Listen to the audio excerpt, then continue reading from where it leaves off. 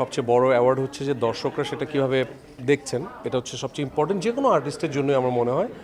তো মায়া কাজটা যখন আমি করেছিলাম তখন আমি রায়হান রাফির সাথে যেহেতু প্রথম কাজ আর আমার যেহেতু প্রথম ওটিটি, তো অনেকেই বলেছে যে ফিল্মের আর্টিস্টরা ওটিটিতে ভালো করতে পারে না, এখানে নাকি ন্যাচারাল অ্যাক্টিং লাগে। তো এই কথাটা আমার খুব এখানে লেগেছিল। তো আমার একটা নিজেকে প্রুভ করার একটা ব্যাপার ছিল যে ওটিটি যারা শুধু নাটক করে তাদের কাছ থেকে বেশি না হয়। তো সেই চ্যালেঞ্জটা আমি খুব ভালোভাবে লুফে নিয়েছি এবং খুবই ডেডিকেশন নিয়ে, এবং রায়হান রাফিকে থ্যাঙ্কস, বিঞ্জকে থ্যাঙ্কস। ইভেন আমার চুলগুলো অন্য একটা ছবির জন্য এত বড় ছিল, আমি কেটে একদম একদম যাতা অবস্থা করে ফেলেছিলাম ক্যারেক্টারে মেশার জন্য। তো সেই থেকে আমার জার্নি শুরু। তো যখন কাজটা করেছি তখন আমার ভিতরে এক ধরনের ফিলিংস ছিল যে আমার মনে হয় যে কাজটা ভালো হচ্ছে। সো ওই মুহূর্তে ফোন থেকে দূরে ছিলাম, শুধু ওইটা নিয়েই চিন্তা ভাবনায় ছিলাম। তো কাজটা যখন করেছি, রায়হান রাফি আমাকে বলল যে এটা আপনাকে অনেক কিছু দেবে।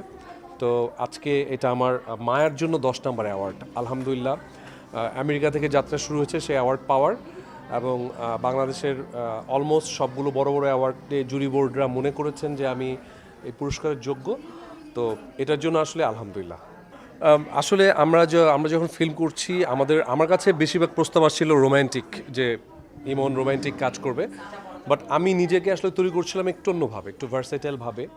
যে নাটকে যারা কাজ করছিল, আমি যদি উদাহরণ দিয়েই বলি যে নিশো, ও যখন নাটক করছে বিভিন্ন ক্যারেক্টার করছে, ফিল্মে সেটা খুবই ডিফিকাল্ট ছিল আসলে। বাট তারপরেও একটা চেঞ্জ কিন্তু আমাদের ফিল্মে এসেছে, যে একটা গল্প নিয়ে কাজ শুরু হয়েছে।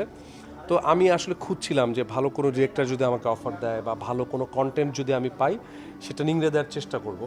সো অনেক বছর পরেই আসলে এরকম একটা কন্টেন্ট পেয়েছি। এবং আমার মনে হয় যে কোনো আর্টিস্টই সুযোগের সদ্ব্যবহার যদি না করতে পারে তাহলে সেটা পস্তাতে হবে।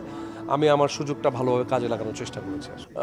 গত 2-3 বছর ঈদ নিয়েই আসলে আমরা খুব এক্সাইটেড থাকি যে প্রত্যেকটা ঈদই খুব ভালো যাচ্ছে।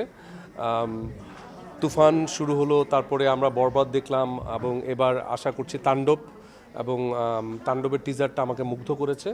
এবং আমি আশা করছি যে অন্যান্য ছবিগুলোও যেন এবার রোজার ঈদে যেরকম সবগুলো ছবি চলেছে, মানুষ দেখেছে, আমি চাইবো যে অন্য ছবিগুলোও যেন প্রতিযোগিতায় টিকে থাকে।